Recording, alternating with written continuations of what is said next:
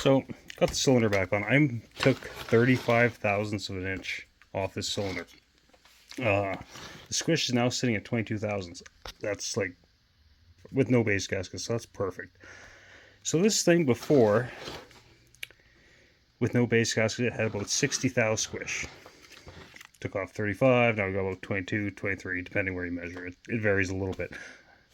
With the base gasket, which is 23 thousandths of an inch thick, compressed, probably say 20,000. This thing had 80 thousandths of an inch squish. That's really bizarre.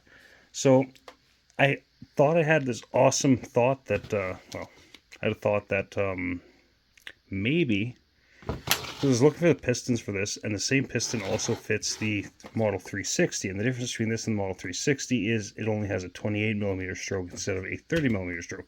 So I thought maybe somebody took two saws and made one, but kind of messed up where they used the 28mm crank with the 30mm cylinder, which would add 40 thousandths of an inch, 1mm to the squish.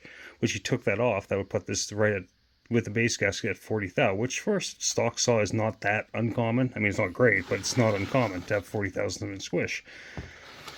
So I was thinking about that all day, got home, put this back together, used calipers. It's got 30mm stroke. So all I can think of is maybe this piston in here is aftermarket and shorter, because it's just bizarre.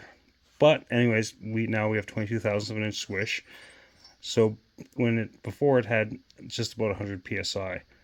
So now we lost a total of 55 thousandths of an inch squish. So I think these rings, even though the ring gap is about 70 thou, will be fine, because even if these rings were brand new, it would still have 60 thousandths of an inch squish, just because the pistons are kind of like, say, like an old Homelite piston, where the locating pin,